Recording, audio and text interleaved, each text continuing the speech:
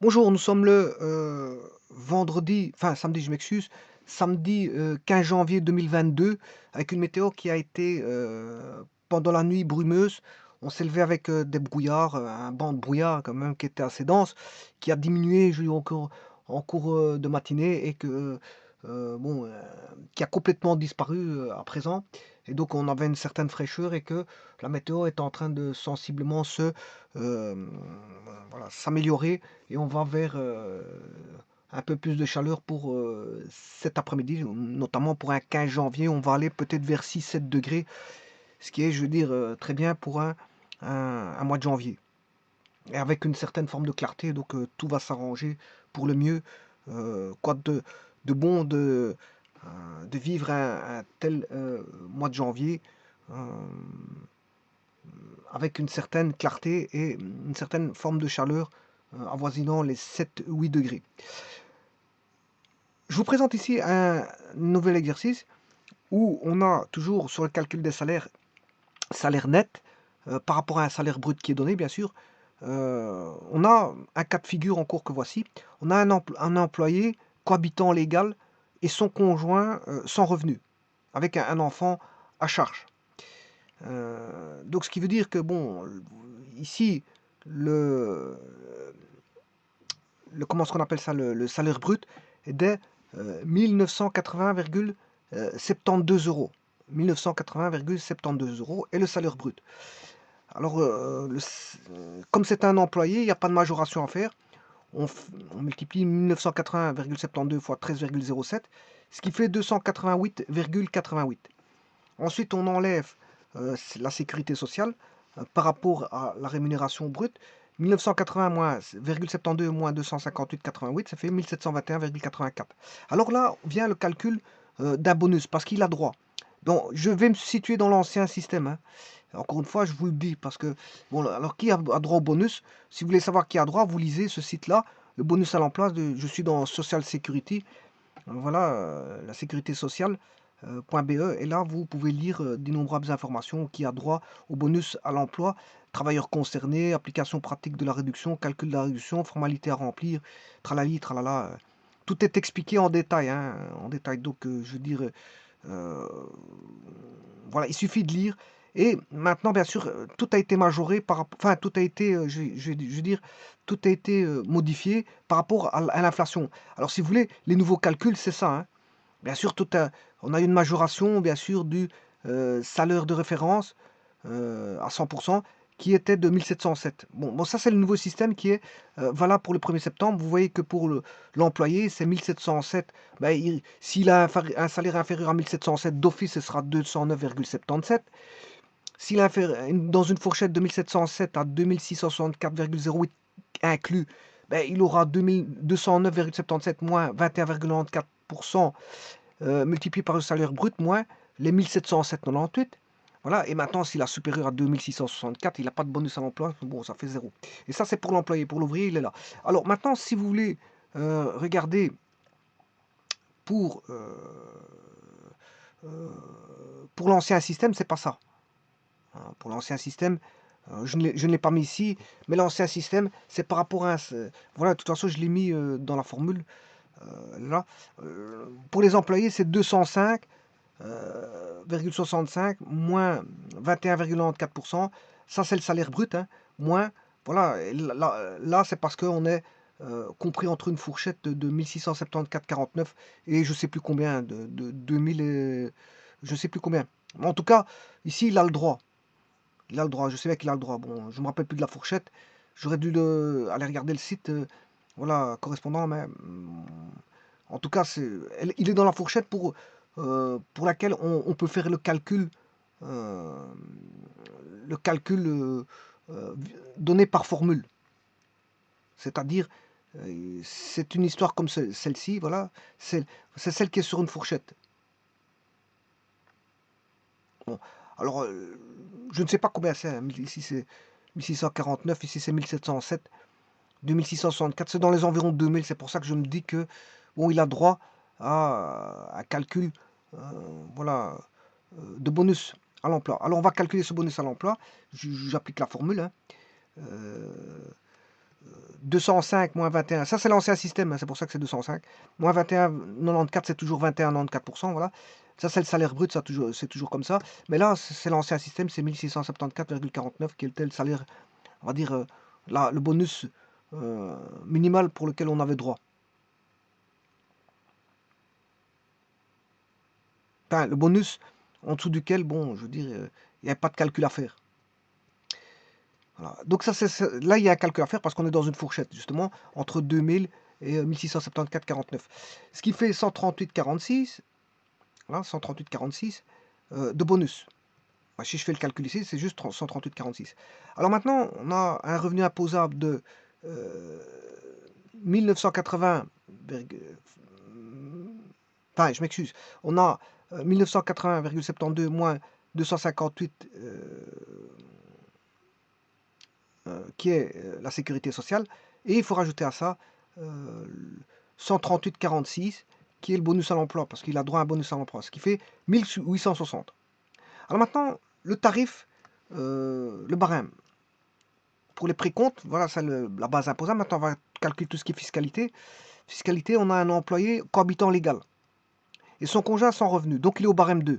Alors il a un enfant à charge, il a une réduction de précompte de 37. Alors je vais indiquer ça.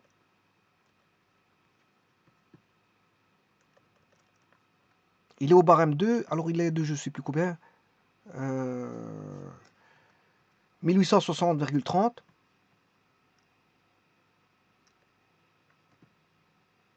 En revenu imposable. 1860.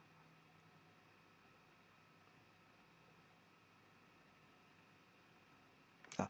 1860, justement, il y a 1860. C'est en barème 2, c'est 35,66. Voilà, parce qu'il est en barème 2. Hein. Le conjoint ne travaille pas. Donc il a une réduction de précompte de 35,66. Enfin, il a un précompte, je m'excuse, c'est pas une réduction de précompte. Il a un précompte, je m'excuse, hein, c'est un précompte de. C'est ce qu'il faudra payer. Voilà, 35,66. 35,66.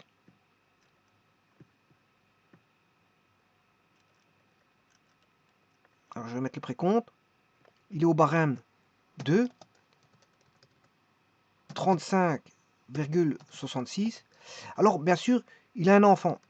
Donc un enfant, il a le droit à une réduction de précompte de... Un enfant, c'est 37 euros. Voilà, parce que le deuxième, c'est 107. Et puis, ça monte. Il suffit d'aller voir ici. Un enfant. 37 euros pour un enfant de réduction. Voilà, donc il a le droit à une réduction de précompte de 37. Donc il a le droit à une réduction pour un enfant. Réduction de précompte professionnel. RPP, un enfant. 37. Alors maintenant, je vais calculer la réduction de précompte professionnel sur le bonus à l'emploi. Alors le bonus à l'emploi, il était calculé parce que c'est 138,46.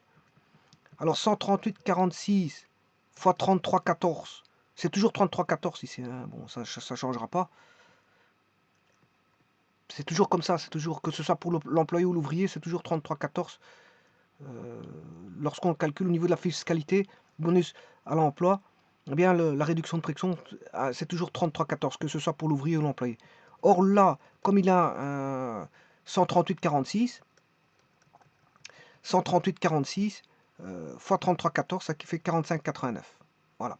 Alors maintenant, on va constater que si vous faites le précompte professionnel, c'est 35,66. Voilà, 35,66. Alors qu'est-ce qui se passe? On a les réductions sur précompte professionnel sont supérieures au précompte professionnel. Voilà. Ce qui veut dire qu'il y a annulation. Il y a annulation. Là, ça va être. On n'aura pas la réduction. On aura une réduction de 0. Et là, une réduction de 0 aussi. On n'aura pas 37 et 45. Pourquoi? Parce qu'ici, ils vont tout simplement ils vont annihiler les réductions parce qu'ils vont vous compter un précompte professionnel de 0. Voilà. Donc, ce qui veut dire que les 37 ne seront pas pris en compte, ni les 45,89, parce que vous êtes, on va dire, les réductions sont supérieures au précompte professionnel. Donc, tout s'annule. Ce qui veut dire que pour calculer, donc vous n'aurez pas de réduction sur le bonus à l'emploi, parce que c'est normal, parce que vous dépassez le précompte professionnel. Donc à ce moment-là, vous allez chercher les 1860, revenus imposables, vous enlevez, bien sûr, le précompte est à 0 ici, hein, 0, voilà. Le précompte est à 0 parce que justement, les réductions, les RPP sont plus grands que strictement plus grands que les PP, donc vous ne payerez pas de précompte professionnel et vous n'aurez pas droit aux réductions parce que ils vous mettent un précompte à 0. Donc le précompte, on enlève le précompte qui vaut 0, ils ne vous ont pas compté de précompte, plus vous n'avez pas droit de réduction sur le précompte professionnel, 0, plus vous n'avez pas droit à une réduction de précompte sur le bonus à l'emploi parce que tout simplement parce que le précompte vaut 0. Ils vous ont compté un précompte 0. Ce qui veut dire que voilà, le salaire net ici, il vaut le RI. Le revenu imposable vaut le salaire net ici. Donc tout ça, bien qu'il ait un enfant à charge, ça ne comptera pas. Bien qu'il ait un bonus à l'emploi, au niveau fiscal, il ne profitera pas de la réduction parce que ce qui va profiter, c'est juste d'avoir un précompte de 0. De toute façon, moi je vois ici que le précompte est de 35,66. Hein. Voilà, le précompte est de 35,66, ce qui fait très peu. Il avait déjà très peu de précompte. C'est juste qu'ils ont éliminé ces 35,66. Mais quelque part, il est désavantagé parce que si vous faites en réduction de précompte, il avait droit à 37 plus 45. Ce qui veut dire 82 euros. Ouais, mais bon, de toute façon, 82 euros, c'est quand même très peu. Voilà, c'est très peu. 82 euros, c'est très peu. Donc, mais comme il paye très peu de précompte, ben, on annule ce précompte-là par rapport à ces réductions. Donc, au bout du compte, le bonus, qu'est-ce qui va intervenir ici? C'est juste un petit bonus. Il a un bonus à l'emploi qui est, on va dire, intéressant. De 138 euros. C'est quand même pas rien, 138 euros. 138,46 euros, c'est pas rien du tout. Hein. Voilà. Donc maintenant, si je fais salaire brut 1980,72 moins 1860,30, on se retrouve avec voilà 120,42. C'est la différence entre le revenu brut et le revenu net. 120,42. Alors, il ne paye pas de précompte. Pourquoi il paye? Il a que ça comme. En fait, ça, ce sont les charges. Hein. Revenu brut moins revenu net, c'est toutes les charges. Bon, mais maintenant, pourquoi il a très peu de charges? Ben, les seules charges qu'il a, c'est la sécurité sociale à 258,88. Mais comme il a un grand bonus de 138,46, je vais recommencer mes calculs. Donc, je vous disais qu'il avait une sécurité sociale à payer de 258,88, ce qui n'est pas négligeable. Par contre, il a quand même un bonus qui vient tout, je veux dire, changer tout ça, puisqu'il a quand même un bonus à l'emploi de 138,46. Bon, et c'est pas négligeable parce que, voilà, il ne paye que 120 euros de charge. 120 euros. Parce que pourquoi? Parce que le bonus à l'emploi, ici, il est quand même un petit peu conséquent. Hein. 138, c'est pas les 30 euros habituels qu'on peut voir à certains moments. Voilà. Donc, il y a quand même un grand bonus à l'emploi. Alors, cela est dû au fait qu'on a quand même voilà, un salaire dans la fourchette qui est élevé. Il est plus. Voilà, quand vous avez la fourchette, hein, je prends le nouveau système. Voilà. Bon, l'écart ici, si je prends l'employé ici, tout va dépendre de l'écart parce qu'ils sont tous à 21,4 et c'est toujours 209 pour le nouveau système. Moins 21,4 fois S moins 1707. Voilà. Alors si on regarde dans cette tranche-là, bien sûr, si on est dans la tranche-là, supérieure à 1707, pour le nouveau système, j'explique, hein, eh qu'est-ce qui va se passer? Il va se passer ceci. Donc vous avez un montant. Ben, je peux le faire sur Excel. Voilà. Je vais mettre 2000. Si je mets 2000. Bon, je sais pas s'il a droit, je sais pas s'il est dans la fourchette, mais je vais quand même mettre 2000. Voilà.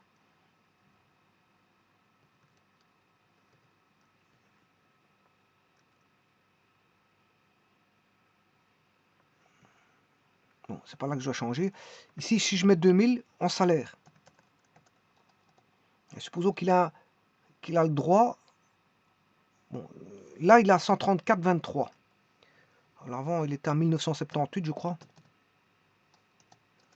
139. Oui. Plus c'est petit, c'est arrangé que plus c'est petit, plus le bonus est important.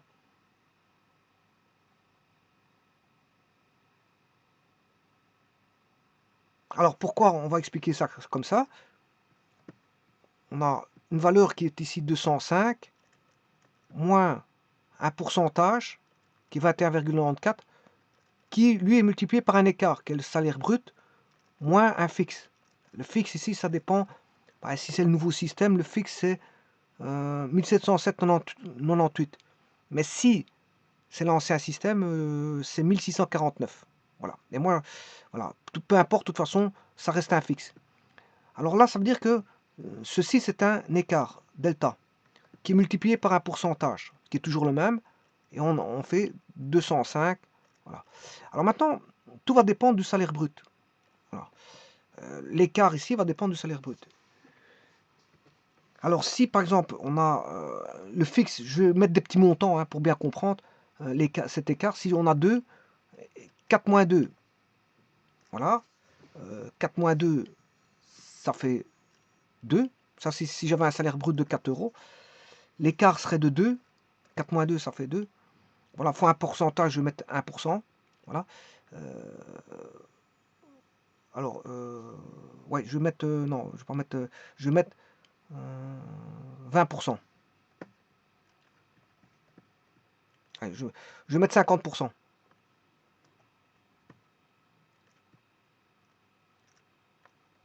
Si je mets 50%, vous voyez que 50% c'est la moitié.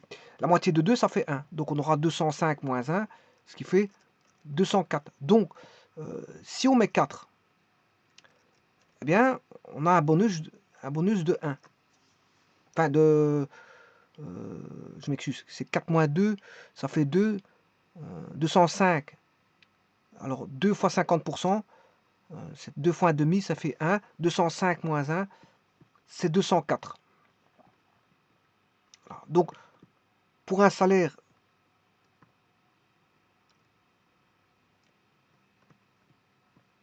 de 4, 4 moins 2, 2, fois 1,5, ça fait 1. 205 moins 1, c'est 204. Voilà, 204. Ouais, 204. Voilà. Maintenant, voyons voir l'écart s'il y avait 5. Si on met 5, 5 moins 1 fixe, voilà, c'est bien un fixe, 5 moins 3, je vais mettre 5 moins 2. 5 moins 2, allez, je vais même mettre, alors on va mettre un nombre plus grand, on va mettre 10. Voilà, supposons que le salaire est beaucoup plus grand, les 10. L'écart 10 moins 2, il vaut cette fois-ci 8. Contrairement à tout à l'heure, l'écart il valait 2. 4 moins 2, ça faisait 2. Et maintenant, l'écart il vaut 8. 8 fois 50%, c'est divisé par 2. Ça fait 4, 205. Donc ici, pour un salaire brut de 10, ben, on aurait 205 moins 10 moins 2, 8 divisé par 2, ça fait 4. 205 moins 4, 201.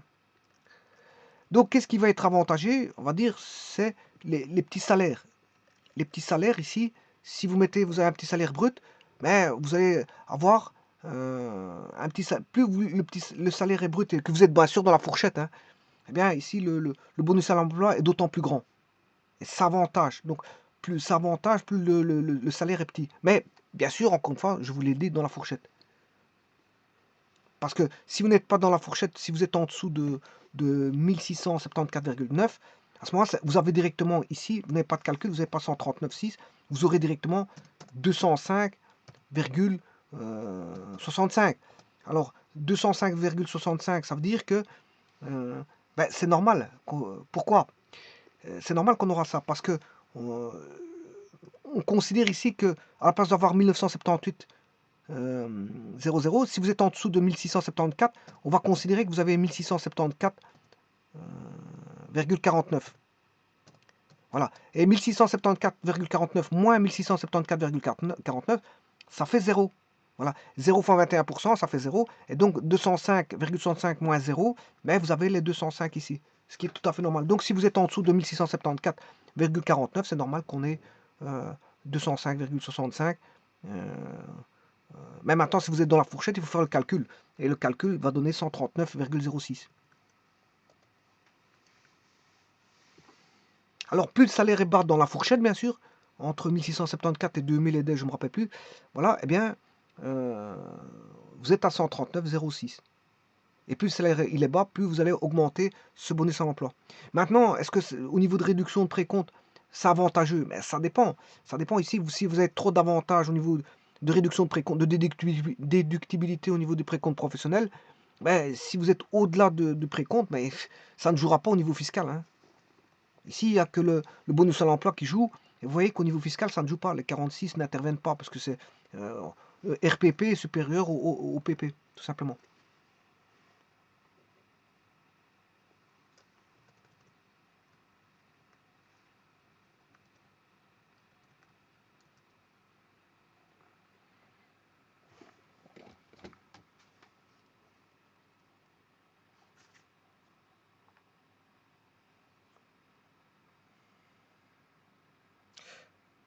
Bon, et bien sûr, le salaire, bien sûr, je vais remettre le 1982, qui était l'énoncé de départ. 1980,72. Voilà, là vous avez vos 1860,30. Je vous remercie.